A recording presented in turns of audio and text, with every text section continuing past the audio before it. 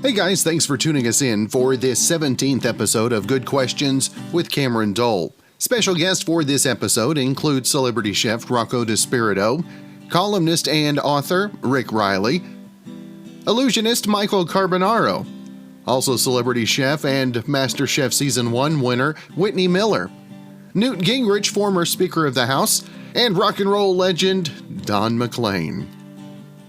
If you would, please take the time to subscribe, drop a link, comment, leave some feedback, and be sure and share with your friends as well. Our first guest on this episode is celebrity chef Rocco Dispirito talking about his new book, Keto Comfort Food Diet. Celebrity chef Rocco Dispirito with us this morning. And Rocco, again, always great to visit with you, my friend. Nice to be talking to you too, Cameron. I appreciate it. Thanks for having me back on. And another brand new book to talk about this morning, Keto Comfort Food Diet. And Rocco, how true is it that you can have keto and comfort food all at once? Yeah, so the cool thing about keto is it just requires you to eat a lot of fat, a very small amount of carbs, and a moderate amount of protein. So if you're a chef, you can configure just about any dish to meet those metrics. So in the book, I have pizza and fried chicken and mac and cheese and donuts and chocolate chip cookies. And when you get to use high fat in a diet, you're able to create those delicious, luxurious mouthfeels that you get in all the rich dishes that you eat out there. Now, the trick is you can't eat a lot of carbs. It has to be less than 30 grams a day. If you eat more than 30 grams a day, the keto diet doesn't work and you end up gaining weight that you lost. But you can lose weight very, very fast on this, and it's safe because you're burning fat, and usually, but most people have a little extra fat stored up. Yeah, I've got just a little bit just for a rainy day. Yeah, me too. For a couple of rainy days, we all do. That's right. Now it's just so easy to let it pile on, and it happens so gradually. Can you imagine if life were like you went from 100 pounds to 180 pounds the next day? You'd do something about that, right? That's right. Then you'd be in shock, and you'd do something about it. But because we add an ounce a day, and 10 years go by, and all of a sudden you can't fit in any of your clothes. That's right. Now, Rocco, tell us how you talk about having to cut carbs, a lot of carbs out. How do you replace those? I know you can replace noodles with so many different things. And what is your go-to, if you will? My favorite replacements for noodles are sea kelp noodles and black bean noodles. And then there's a very popular banza pasta out there right now that are made from garbanzo beans, chickpeas, that are all high protein, low carb. So there's a lot out there. When I started writing low-carb recipes 15 years ago, there was almost nothing out there except for miracle noodles, which were these sort of weird-smelling but very good-for-you high-fiber noodles. But there are so many more choices out there now. So that's what you do with that. With the mac and cheese, I just use cauliflower instead of pasta, and it works out really good. Cauliflower and cheese is delicious. And in desserts, I use nut flours, coconut flour. Those are all high in fat and low in carbs. There's a way to do it, and especially if you've been cooking for a long time. You know what I find is most people don't even know what carbs are. When they're eating something, they're not sure which part of the dish is the carbs and which part of the dish is the fat. So I think it's a good place to start, learning what carbs are. They're the empty-calorie, starchy foods that include, potatoes, rice, wheat flour, that kind of thing. And another excuse folks use on diets is cost, and how cost inhibitive is keto diet, and some of the different the different ingredients. There you go. Yeah, no. So I really haven't called for a lot of crazy ingredients in this book. I'll admit that I'm guilty of doing it in some books in the past, but this book is pretty much nuts and bolts ingredients. Some very familiar vegetables, lots of cheese, shredded mozzarella is in a cookie recipe. So I don't think it's going to cost you much more than what your average diet costs. I mean, unless you're eating a lot of highly processed snack foods, which can be less expensive in the short run, but more expensive in the long run when you end up being very unhealthy. I don't think you're going to find these recipes in this diet to be unhealthy. Also, the funny thing that happens on keto, and I also use intermittent fasting in this book, which is where you eat for a part of the day and then you don't eat for 12 hours, you find that you're much, much less hungry. The satiety level is so high that those cravings, which often cause people to impulse buy snacks, happens very, very infrequently. Those impulse purchases are probably the majority of the money spent on food. And you talked about not feeling good in the long run, but how much of a difference have you noticed from the keto diet on your physical feeling as well? The keto diet does two things. One, it helps you lose weight fast, which is always going to make you feel good. If not physically, then just from the compliments you're going to get from your friends, right? All of a sudden your face starts to look like you had plastic surgery, and that's the ultimate compliment for me. People are like, did you get work done? I'm like, nah, just lost some weight. And then when your body burns ketone bodies instead of carbs, your brain actually is happier. Your brain likes to run on ketone bodies, so you might feel a little antidepressant kick in there as well. And of course, Rocco, the brand new book in stores tomorrow, Rocco's Keto Comfort Food Diet. And I always want to make sure and let folks know not only where they can pre-order the book, but also keep up with everything else you've got going on as well. Thank you so much. Rocco.shop is where you can pre-order the book signed. That's my website. And then, of course, it's on Amazon and Barnes & Noble and all the other independent bookstores out there. There's going to be an Apple version and an iTunes version as well. All right. Well, Rocco, always great to visit with you. Looking forward to delving into some of these recipes myself. Terrific. You got to let me know how that works out for you. Try the chocolate chip pan cookie first. I will do that. My wife has already noted that that's the one she wants to check out. It's a good one. Rocco, have a great day, my friend. You too. Thank you so much for having me on. Of course, you can find more information at roccodispirito.com. Up next is author Rick Reilly talking about his latest book, Commander-in-Cheat. A Hall of Fame sports writer and author of the book Commander-in-Cheat, How Golf Explains Trump, now in paperback. We've got Rick Reilly on the line. And Rick, always a privilege to have the chance to visit with you, sir. Yeah, thank you. It's a fun book. It's the paperback's coming out. I'm giving $1 of every book to feedingamerica.org. Man, these are tough times, aren't they? Jeez. I don't know if I've ever seen anything like this. How do you equate that? How do you think his leadership could have changed in the pandemic that we're going through? I mean, I know it's a tough time no matter who's in charge, right? Oh, I don't know. I'm just a sports writer, but I know. You know, Arnold Palmer used to say, "I never do a business deal with a guy until I've played golf with him because I want to know who he is." Because have you ever noticed when you play 4 hours of golf with a guy, you kind of get a sense of, okay, this guy's funny, this guy's honest, this guy's a cheat, this guy's a jerk. So the thing about Donald is he's really fun to play with, and he buys the cheeseburgers and the Diet Cokes and the fries after. He tried to buy me a sweater. Of course, I couldn't accept a sweater, but he's got to win. He has to win, and if he doesn't win, he'll find a way to win. and in fact, there's a story. He was playing with Clinton, Bloomberg. It's in the book.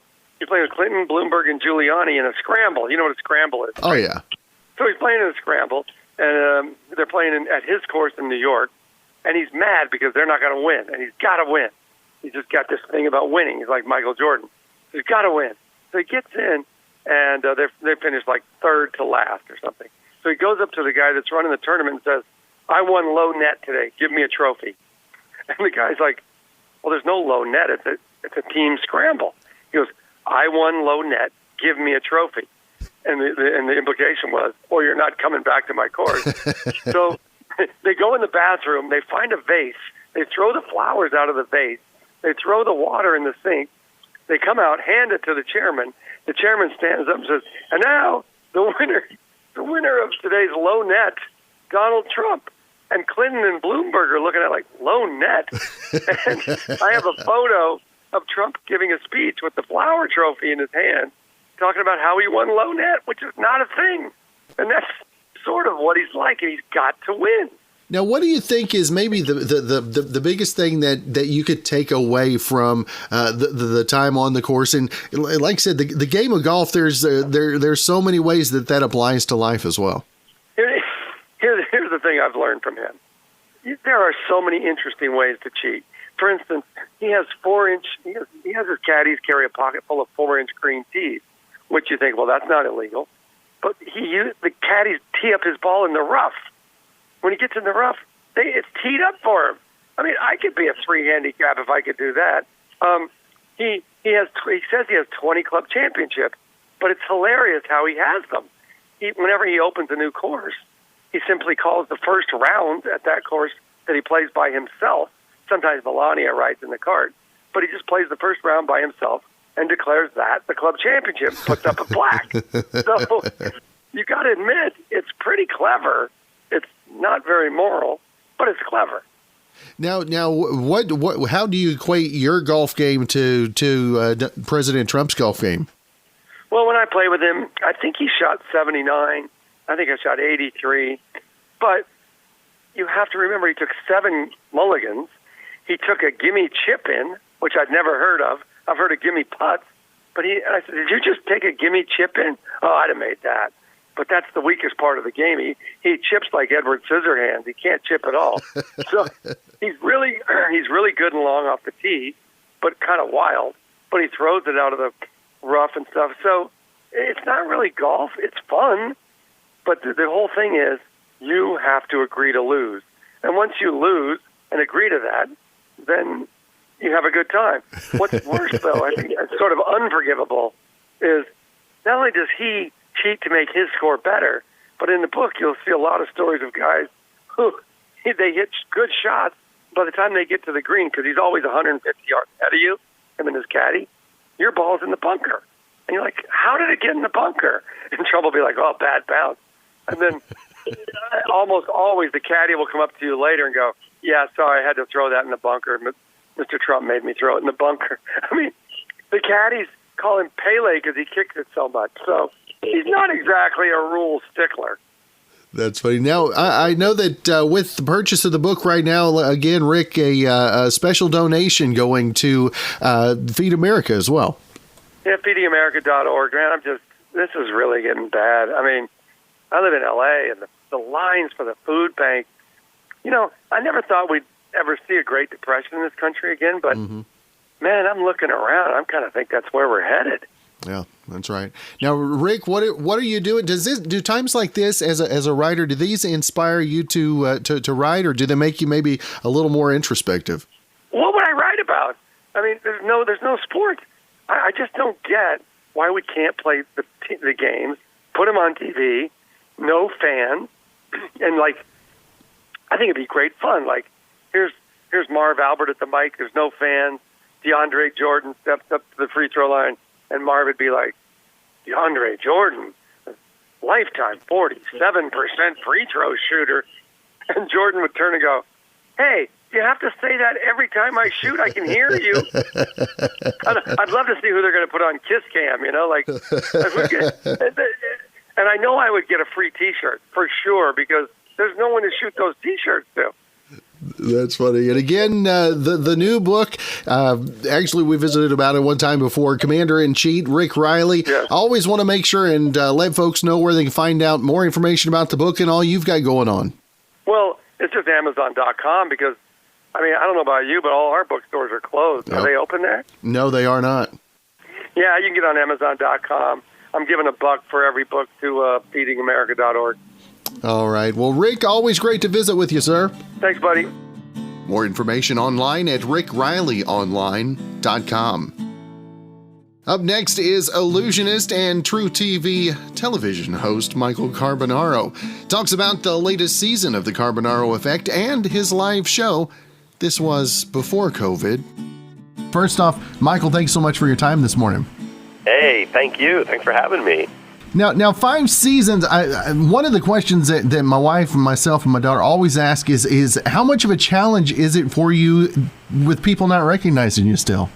Yeah, I'm surprised we've been able to make so many shows, to be honest with you. I'd say maybe 1 in every 7 people recognizes me.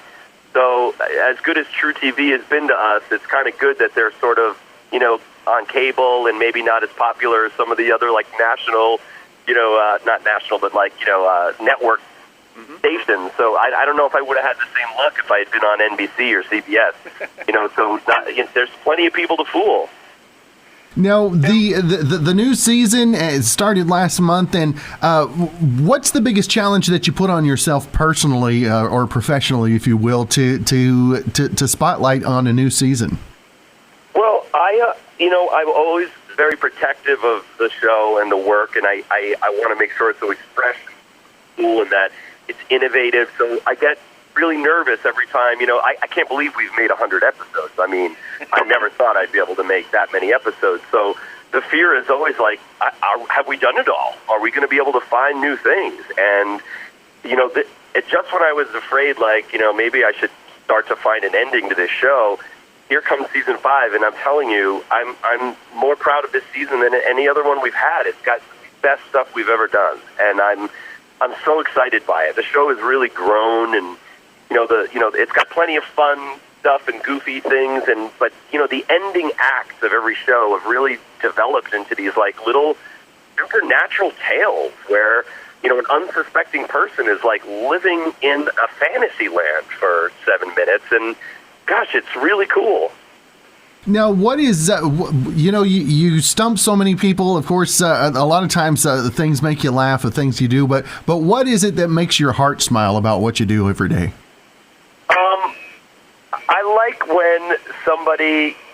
I like when I get to reveal to somebody and they smile.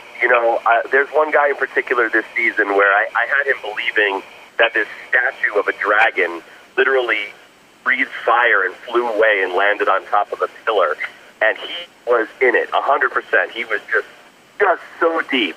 And when I finally revealed to him, and it took him a second to understand what I was saying, just the turn when he went from total disbelief with his jaw drop to smirking and smiling, just beaming with joy, knowing that a fellow human being, you pulled one over on him, but in a playful, fun way. It was just so that's my ultimate.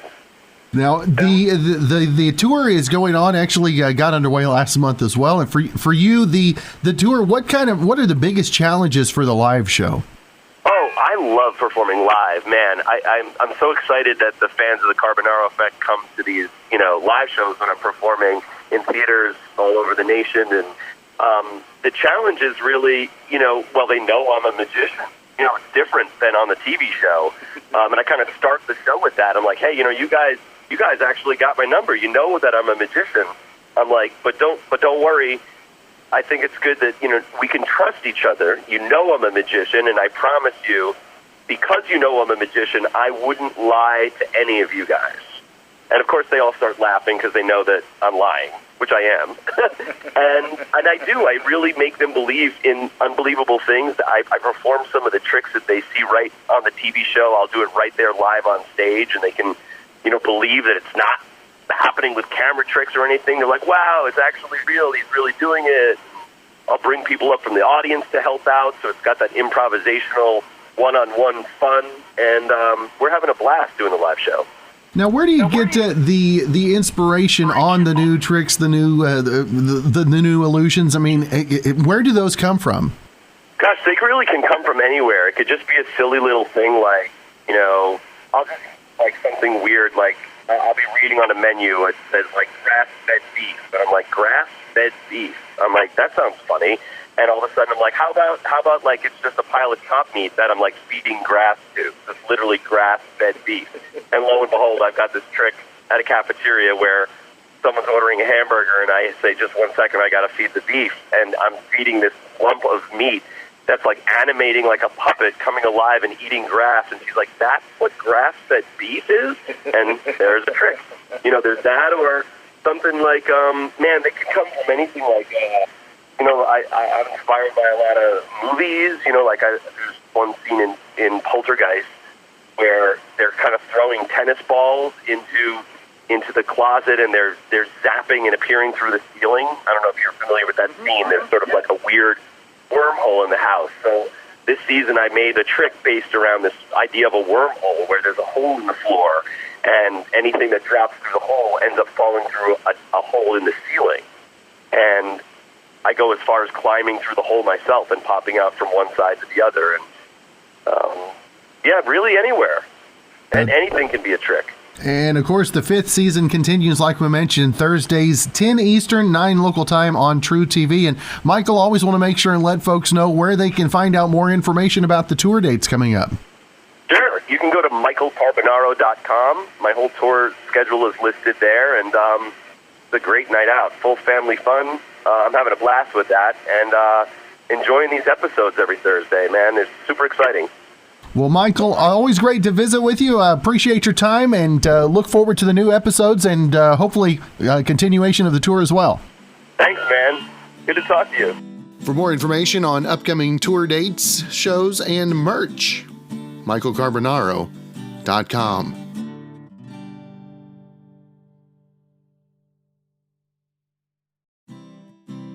Our next guest was the champion of Season 1 of MasterChef on Fox TV, Whitney Miller. She'll be visiting with us about some cooking ideas. Whitney, first off, thanks so much for taking the time to be on the show. Yeah, no, thank you so much for having me. And now as COVID-19 is everywhere, like we mentioned, staying at home, trying to find interesting things to keep your time occupied. And Whitney, what are some of the things that you have found to help you deal with the whole quarantining situation? Well, I have 2 kids, so I think any mom knows right now that you are staying busy whether, you like it or not, because you have a role as a mom, and then, hopefully you're able to work while this is still all going on. So you're a mom that's working from home, which is my everyday life. And so I try to find things that I can, entertain my kids or include them in. And so at least cooking is my world.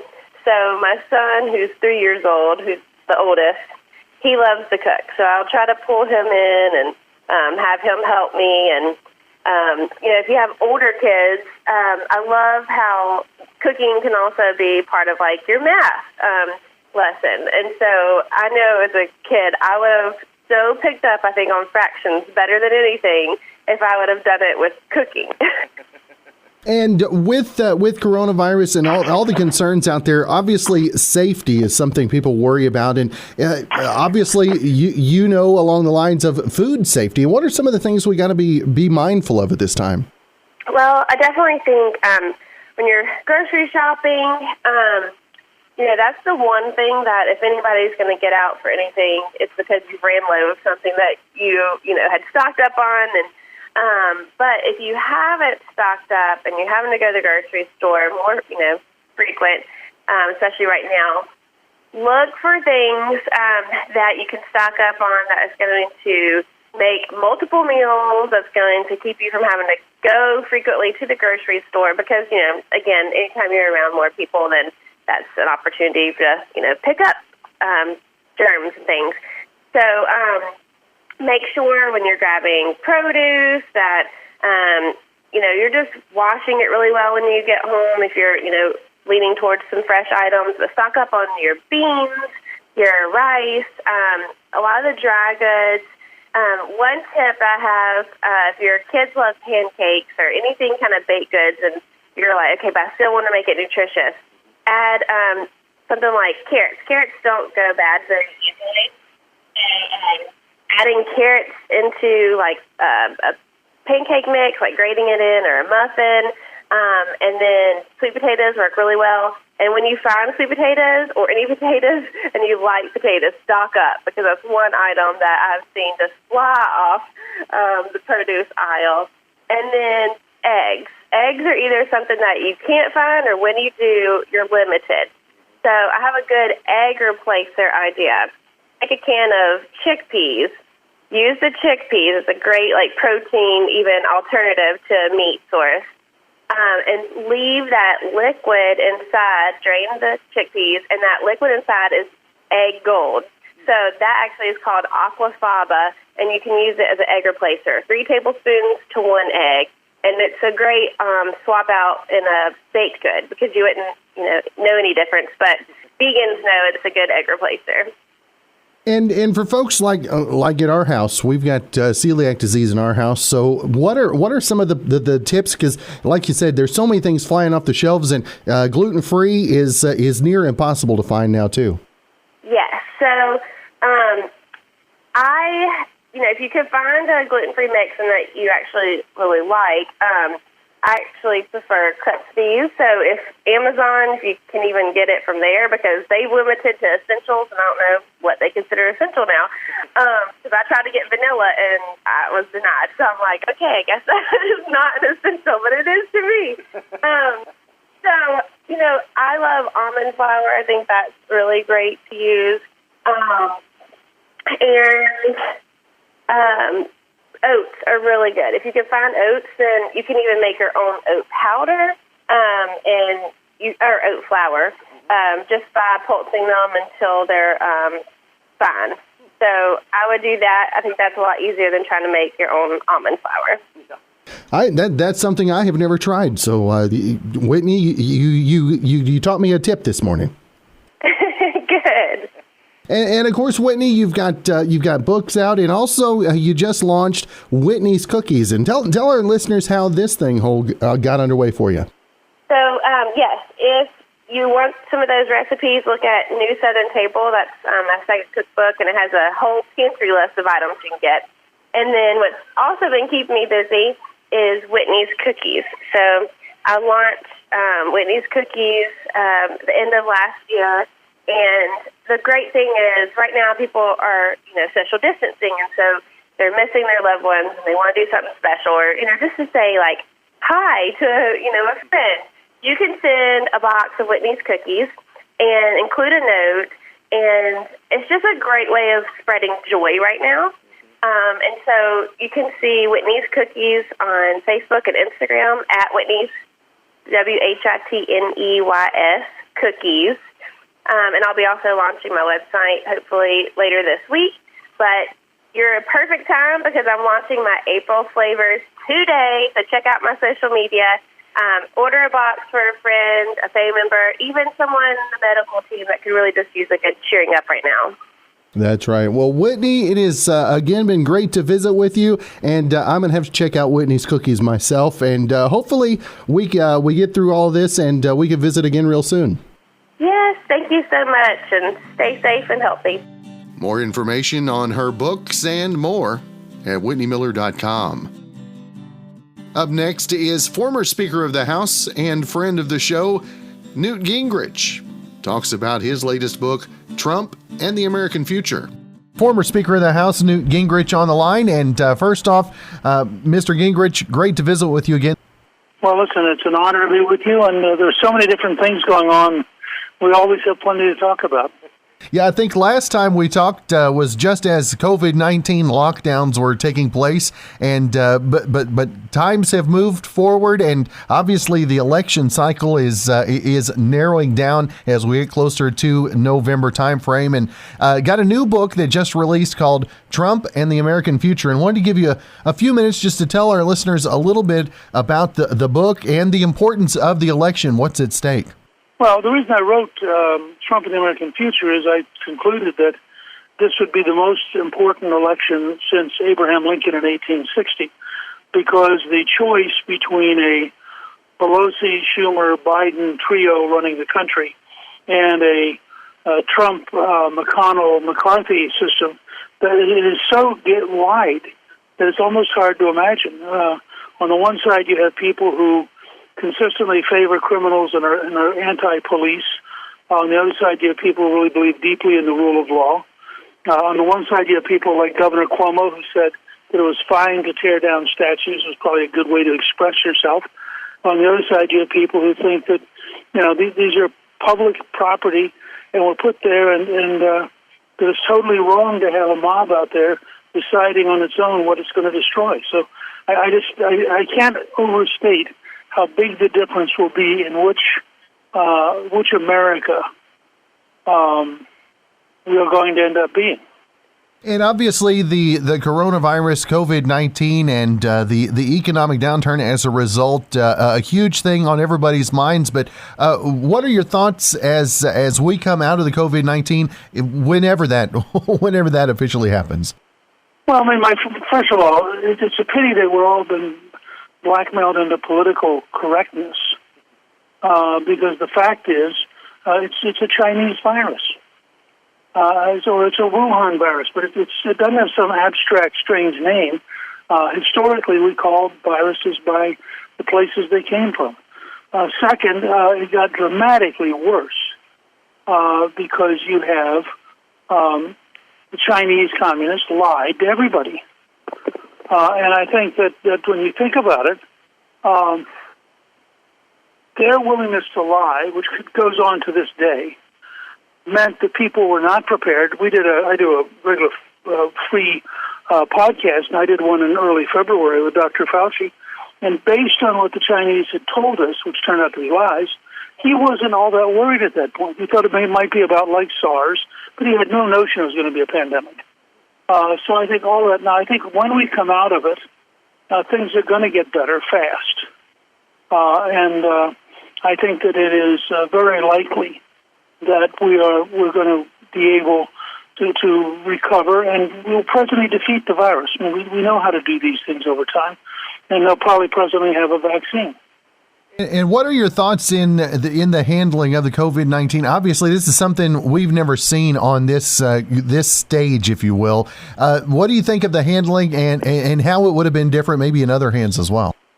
Well, I don't know how it would have been different in other hands. I mean, if you look at the Democratic governors, they've been prepared to totally close down their states, destroy their economy, and as a result have a substantial increase in other problems. I mean, if you close all your hospitals down so people can't get cancer treatments and they can't get a heart operation, or if you keep people locked up long enough that the number of people committing suicide goes up, there are secondary costs that aren't just the virus. Second, I don't think anybody else would have had the entrepreneurial drive that Trump has that would lead him to reach out to the private sector and get the private sector as deeply involved as he did. And I think that's a serious problem. I think you're in a situation right now where people, for example, said New York was going to run out of hospital beds. So Trump sent a naval hospital ship to New York, sent up the Army Corps of Engineers. They built 4 temporary hospitals. Then they went into the Javits Convention Center and put in a 1,000-bed hospital. By the way, Cuomo had so exaggerated the needs that I think they had 61 people at the Javits Center's 1,200-bed system, and they had 51 people in the 900-bed naval hospital. But the president had responded as requested. And that's why I just think it's really important that we look at this stuff and realize that it's all new. We're going to have to find a way to come back, I think, in some way and rebuild the economy, which is really tragic. As recently as February, this was the lowest level of black unemployment in history, the lowest level of Latino unemployment in history, and things seem to be going in the right direction pretty dramatically. And then we've been hit with this, and for the first time I can remember, you have governments actually deliberately causing a depression as a public health activity. So I think it's really, really challenging. That's right. And again, the new book, Trump and the American Future, available now. And Newt, always want to make sure and let folks know where they can keep up with the podcast and all of your social media as well. Yeah, well, if they go to Gingrich 360, everything's there, all in one place. All right. Well, Newt, Mr. Gingrich, always great to visit with you, my friend. Hope you have a great rest of your week, and look forward to talking again real soon. Great. Thanks for having me on. For more information on his books, his podcast, and everything else, visit Gingrich360.com. And our final guest of the podcast is Don McLean. Has released more than 11 previously unavailable albums, made available now. Don McLean on the line. And Don, again, thank you so much for your time. My pleasure. Now, Don, we talked about the re-release with Time Life that actually happened last month, and man alive, you got so many things going on. How's the last couple months being secluded been for you so far? Well, luckily we have millions and millions of people tuning in to this YouTube station every week. And they're finding songs and listening to albums among the 11 albums and the 173 tracks, but also seeing videos that I've done and YouTube performances that go back 50 years and right up to the present.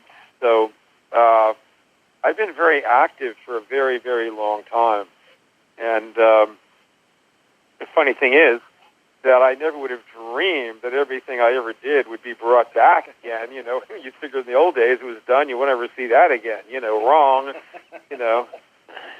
Now, what is maybe the thing that you're the most proud of in the re-release of the projects? Like you said, you thought they were done and over with, but obviously there got to be some that are extra prideful for you. Well, there's a whole variety of things there. There's Don McLean sings Marty Robbins. A nice album. There's a children's album. There are several more recent records like Addicted to Black album. There are the early two Nashville records that I made, which had Crying, Since I Don't Have You, Castles in the Air, Jerusalem. A lot of these songs that were on the charts, and they are recorded at a very high level with excellent sidemen and background singers and strings and so on. So there's a variety of stuff that's going up, and there are many more albums, too. And I know you're about to celebrate the 50th anniversary next year of American Pie, and to have the longevity that you've had in being a singer and a songwriter, what is it that has kept you going, keeps the juices flowing, keeps the excitement in your heart, if you will? Well, I never wanted to have a boss, you know, and I came from an upper class community where every kid I knew became a professional person or worked, you know, in New York City at some sort of a job and in a building somewhere. That did not appeal to me, and that was difficult.